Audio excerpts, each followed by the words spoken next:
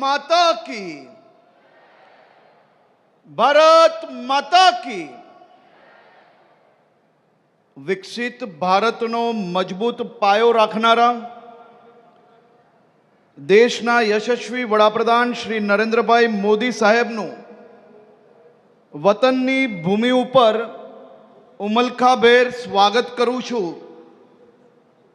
साथे ज मंच पर उपस्थित गुजरातना लोकप्रिय मुख्यमंत्री आदरणीय श्री भूपेन्द्रभाई पटेल साहेब, गुजरात विधानसभाना सन्मान्य अध्यक्ष श्री शंकरभाई चौधरी साहेब, गुजरात प्रदेश भारतीय जनता पार्टीना प्रमुख श्री जगदीशभाई विश्वकर्माजी, मंत्रीमंडलना मारा सौ साथीओ, અહીં પધારેલા મારા વહાલા ભાઈઓ અને બહેનો, આદરણીય મોદી સાહેબના માર્ગદર્શનમાં ગુજરાત અને દેશ નવી ઊંચાઈઓ સર કરી રહ્યું છે। આજે પણ આદરણીય મોદી સાહેબ વિકાસ અને વિરાસતના પ્રોજેક્ટ્સને ગુજરાતને ભેટ ધર્યા છે અને હવે નવીન જિલ્લા એવા વાવ થરાદની આ ભૂમિ પરથી 19,800 કરોડના માતભર વિકાસના કામો આપને સૌને ભેટ આપવા આદરણીય સાહેબ અહીંયા આવ્યા છે। ત્યારે આદરણીય સાહેબનું હું ગુજરાતના સૌ નાગરિકો વતી ખૂબ ખૂબ આભાર માનું છું। આજે પાટણમાં રાણીની વાવ અને વડનગરમાં 3D મેપિંગ શોની આપની પ્રાચીન વિરાસતને આધુનિક ટેકનોલોજી દ્વારા જીવંત રાખવાના એક નવા આયામો આજે અહીંયાથી લોકાર્પણ કરવામાં આવવાના છે। આજે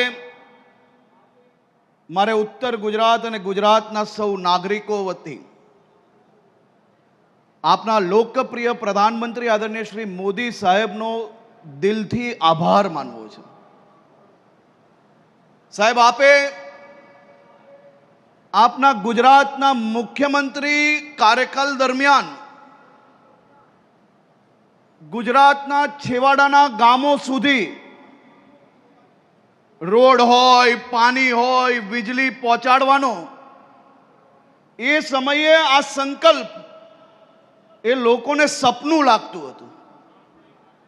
તમે સંકલ્પ લીધો બી સાહેબ।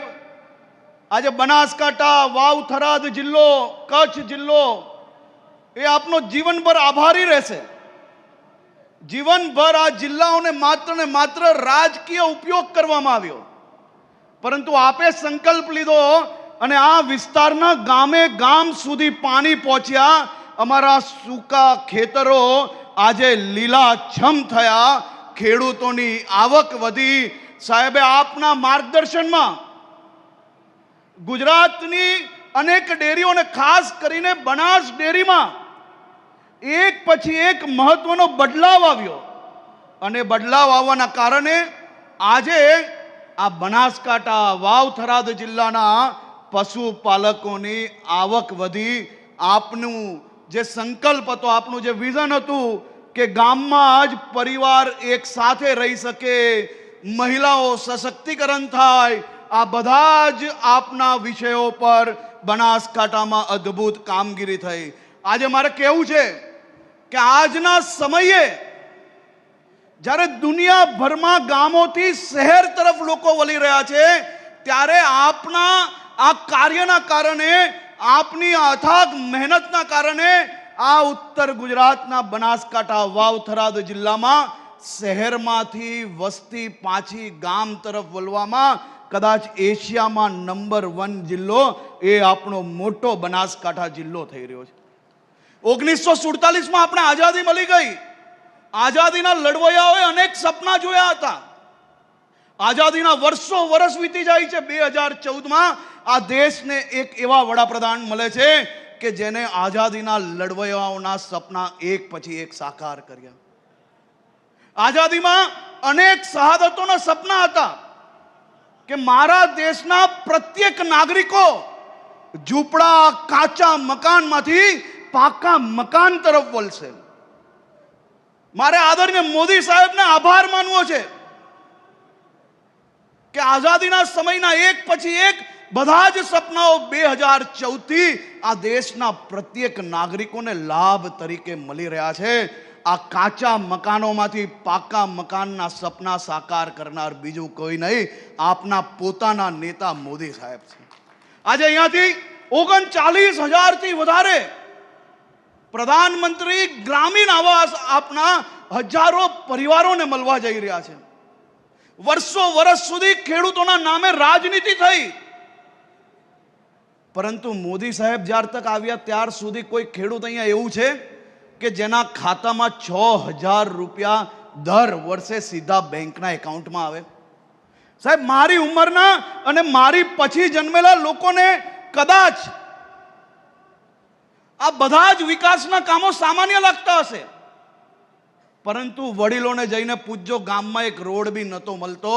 આ તો મોદી સાહેબ આવ્યા તો બોર્ડર સુધી ગામોમાં લાઇટ, પાણી, પાકા મકાનો ને ઘર મળ્યા છે. આજે મારા ઉત્તર ગુજરાત અને ગુજરાતના સૌ નાગરિકો વતી આદરણીય પ્રધાનમંત્રી શ્રી આપનો ખૂબ ખૂબ આભાર માનું છે. અમે સૌ આપ સાહેબના સંકલ્પને આગળ વધારવા માટે એક થઈને ટીમ ગુજરાત તરીકે આ ગુજરાતના સૌ નાગરિકો અથાક મહેનત કરીને આપના સંકલ્પને સાકાર કરવા માટે આગળ વધી રહ્યા છે.